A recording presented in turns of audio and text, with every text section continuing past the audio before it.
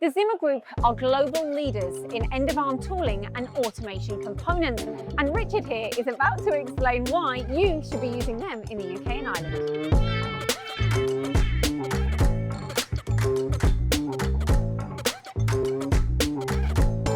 So before we go into the detail of the grippers and the tool changes, Zimmer Group, you've been around a while, haven't you?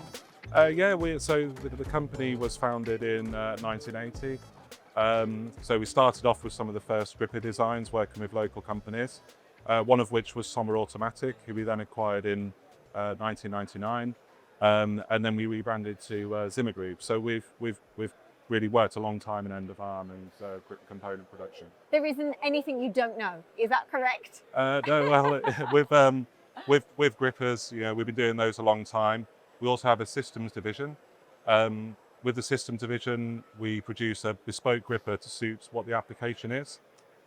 We've done around 9,000 to date, so chances are we've handled it. Yes, and I think that's really important for everyone to know that you take a consultative approach. So someone would come to you, and you work with a lot of system integrators, right? Yeah, so we work with lots of system integrators and end users. There's lots of different grippers, so there's lots of different ways you can handle the different components. So we have lots of Let's show them off. 2-jaw, 3-jaw grippers. It's important, obviously, to take a consultative approach to make sure it's the right fit for the application in terms of strength of the gripper, so for the weight it's handling, and also different strokes, so to get flexibility in the application. So these grippers here, this is our GPP 5000 series, and we do them in a few different grades.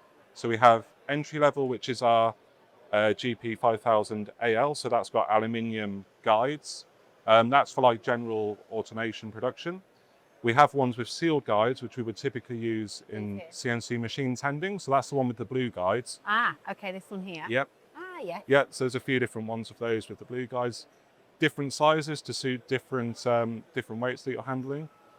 And then we have a level up, which is a completely sealed gripper. Ah, yes. So where it's a particularly challenging environment, to ensure that you don't get any ingress into the channels and the internal mechanism, this gripper has completely sealed guides. So something like where there's grinding dust in the air, stuff like that, to ensure the grippers keep running. And it's the longevity.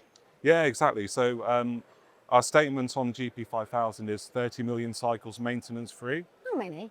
30 million. Oh my goodness. So that can give you years of production, and it's important to make sure that obviously the mechanism keeps going, so you don't want any grinding dust or swarf or anything like that going into the channel. So what do you have to say to people where do you stand out from the crowd with your products here?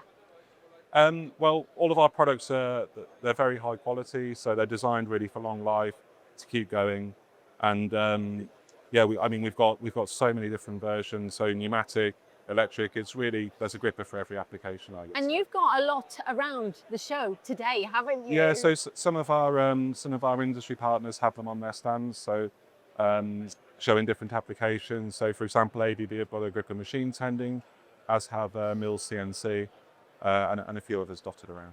Nice. Right, let's move on to this product here. Let me go this side. So tell me about these then, because I think these are all connected. So if you can kind of explain to everyone exactly what this does, and then the next level of the grippers.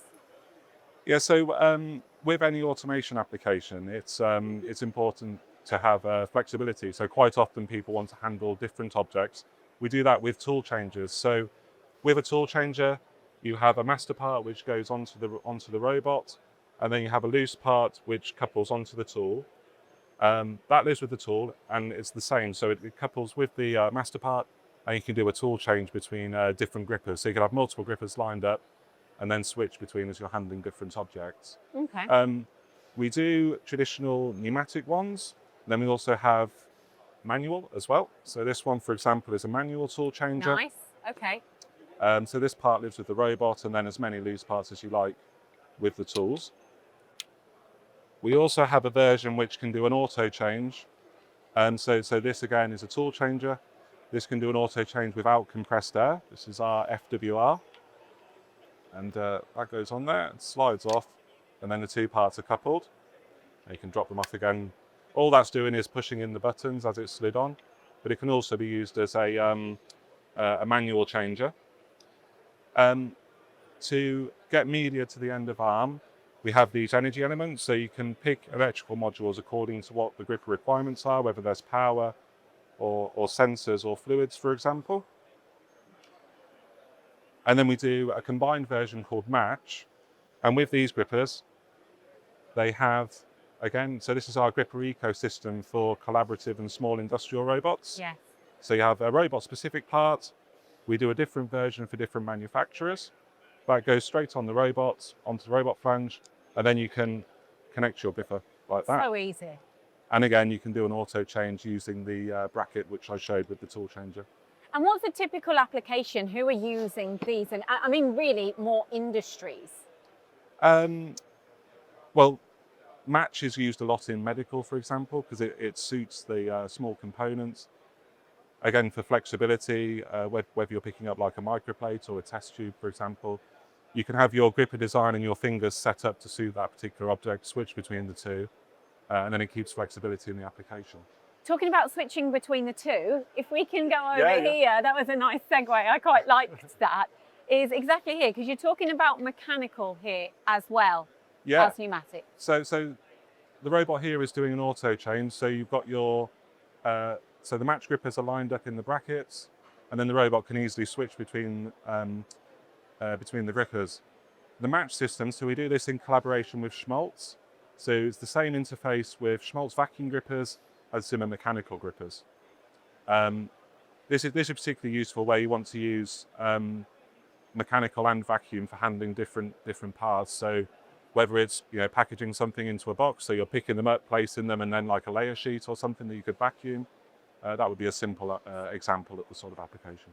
So it's safe to say there's nothing that your company can't handle. At what point in a project does someone get in touch with Zimmer Group?